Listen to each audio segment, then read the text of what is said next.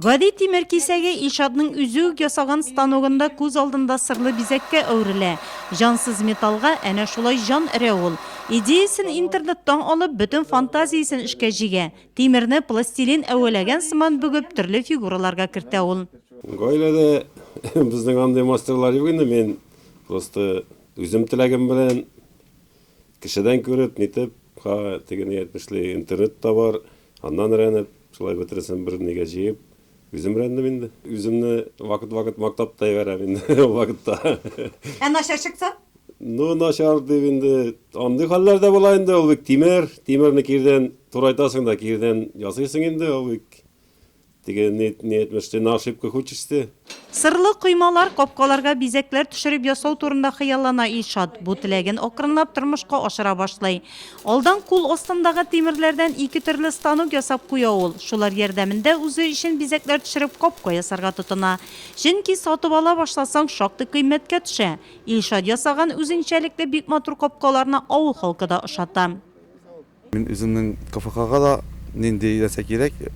Ул егетне чакырам да ул егет ясап бирә. Бик уңган егет ул. Ул безнең сварщик та, тукыр да ул безнең бөтен нәрсә. Ул егет. Бөтен ремонт да белә ул. Менә капкаларда нинди моторларны ясап тора ул постоянно. Коймаларда ул ясаган.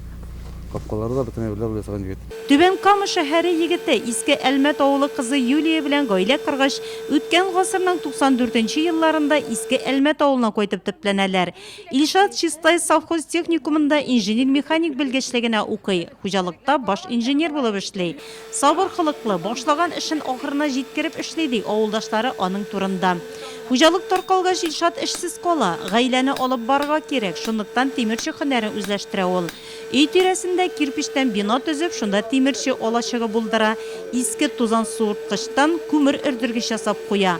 Көн күрештә кирәкле булган әйберләрне үзе ясый Илшат. Хәзер авылда оешкан фермер хуҗалыкларына тырмаларны ремонтлый. Эштән бушаган арада интернеттан карап төрле металлны сырлап ясарга өйрәнә.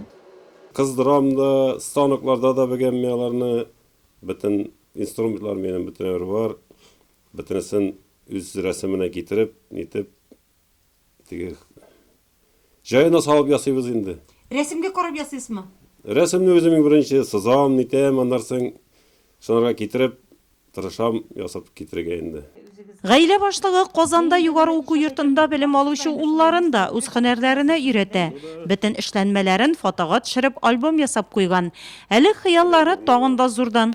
Хуҗалыгында теплица ясап куярга тели. Оста кулда һөнәр бар ди халык. Әлеге мәкаль хәзер инде Иске Әлмәт авылының үз улына әйләнгән 70 төрле һөнәр иясе Илшат Әхмәтовка бик туры килә.